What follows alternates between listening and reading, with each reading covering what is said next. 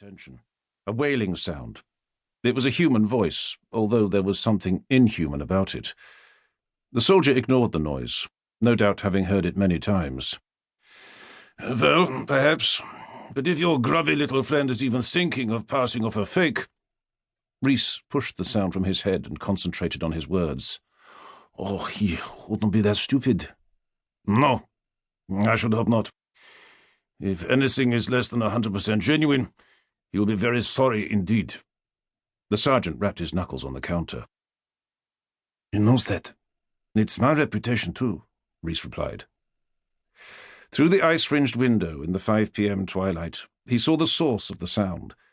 A young woman being dragged barefoot along the frost-covered pavement by a pair of men. "That's right, it is," the soldier said sternly.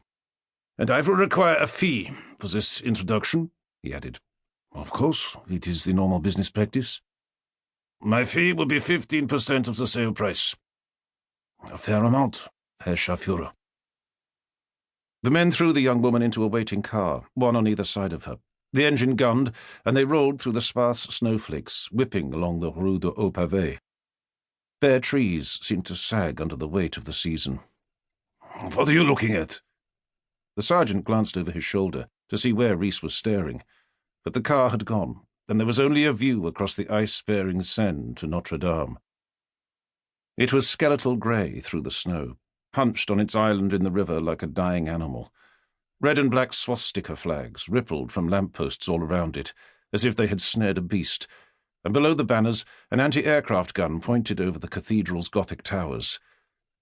In a moment, the snow seemed to gather and swirl, blotting out the vision, as if the cathedral stones themselves had taken fright at the world that had gathered around them and had retreated into the white, blind weather. Reece recovered himself. He had to, he knew. "I will speak to my friend and send you a note to arrange the introduction," he said, folding the jacket and placing it at the end of the counter. "Good." The sergeant looked at his wristwatch. "Damn it, I'm late. You have kept me talking." "I apologize." "I do take better care of your appearance. It's slovenly." "I apologize." According to Reece's identity card, he was 184 centimetres tall, with brown eyes, black hair, a slim face and clear complexion. 30 years old. It didn't mention the layer of stubble on his cheeks, the product of the shortage of razor blades. The soldier turned and strode out into the snow. Reece looked around the shop.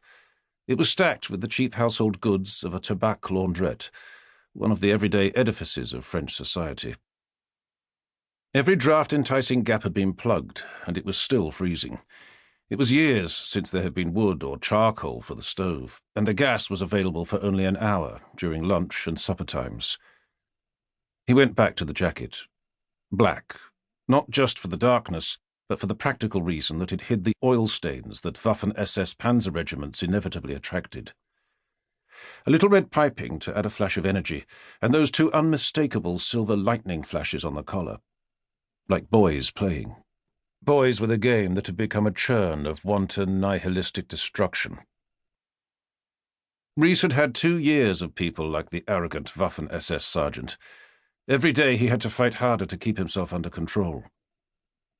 He went to the window and wiped away a film of condensation with his sleeve, only to see the tiny beads of water on the fabric turn into icy crystals.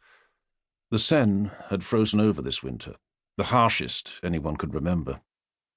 To the human eye, Paris's great artery had ceased to flow, although below the sheen there was unseen movement. Reece recalled setting his feet on the surface weeks earlier and calculating if the impenetrable ice were a sign or a warning for the city. The city, itself frozen in ice, had been waiting for 4 years for that sign, ever since the young German troops had fanned across it in 2 hours, in a textbook example of efficiency, and with no more resistance than harsh looks. The faces Reece saw on the street and the buses now were haggard with waiting for the ice to melt. Reddened flesh sagged under every eye, and foreheads were permanently tipped towards the ground, unable to face the visions in front of them.